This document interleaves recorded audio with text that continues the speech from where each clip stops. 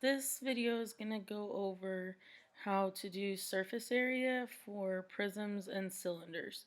So first we're going to look at a rectangular prism. We are being asked here to find the total surface area. So what you should always do is look at your formula chart and see if there's anything that can help you. So we want total surface area of a rectangular prism. So here's the surface area section. Prism, this is lateral, which is just part of it, so it's a short formula, and this is total. So this is the formula that we're going to want to use. S equals capital PH plus 2 capital B. So what we're wanting you guys to do to show work is maybe just type formula and copy it over from your formula chart. So S equals capital P times H plus 2 capital B.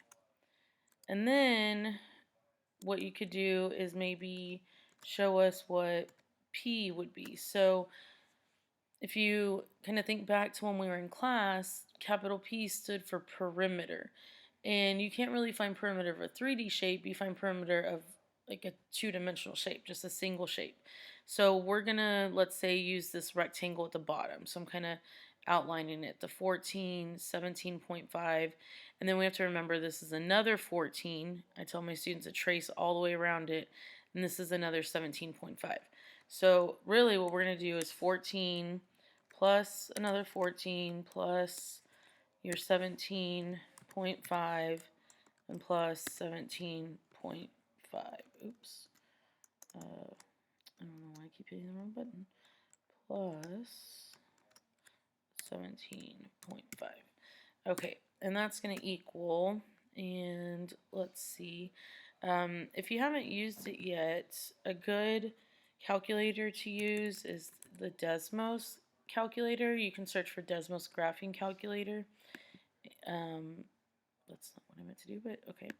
And it will take you to this. And really, you won't be seeing anything over here, so you can kind of just ignore the graph. And you can even just move this over if you want.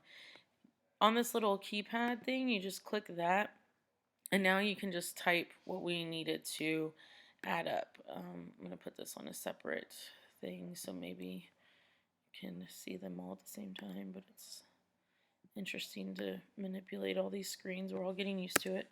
So 14 plus 14 plus 17.5 plus 17.5.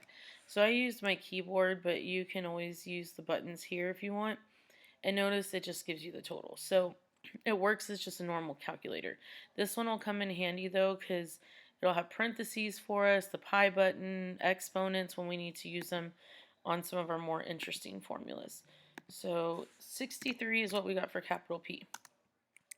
Now the next thing we need to figure out is we need to know the H in the formula. Okay, I'm just kind of going in order here to fill things in. The H stands for height, and that's of the whole prism. So the distance from the base, the bottom one, to the top one. So the distance between these two bases is 6.4. So that's our height. Okay, perfect. And then now we need to figure out the capital B. That's the other thing we don't know. So if you can't remember what capital B stands for, I tell my students kind of think about the things you've learned about prisms or about that rectangle that we found the perimeter of. What else do you know about rectangles? What else do you know how to calculate for a rectangle? Well, the only other thing you were really taught was area. So you can go back to your formula chart and just make sure under a regular area rectangle you do the right thing, which is base times height. So we're looking at that same shape that we found the perimeter of. That's the key. So we're looking at 14 times 17.5. And you can just put them in parentheses maybe to show us that you're multiplying them. Okay, and then now we're going to go find our calculator. Let's see, it's not that one. Right here. So we can just close that out. 14, and then you can hit the times 17.5. Right, that's 245. Okay, so we have the capital P, we have the H, we have the capital B. So now we have everything we need to know. So now we're going to substitute it. And don't worry about your work being perfect in line if you can't get the formatting to work, as long as you have a way to show us what you did to get the numbers. So substitution means we're going to, instead of putting P, we're going to substitute in the number we got for it. So 63. And then for H, we're going to use the 6.4. So to show that we're multiplying, we can just put parentheses. And then we have our plus 2, and that's going to be times capital B. So since it's multiply, parentheses again, and capital B was 245. So now we can go back over to our Desmos calculator, and 63, let's see, let's put this times 6.4, and then let's do plus, oh, we won't want that in the parentheses, use your arrow to get out, just like on the calculators at school, 2, and then times 245. All right, so let's see, we have 893.2, and that would be our answer then. So what was it? Let's see, 893.2. And that's inches, and it would be squared.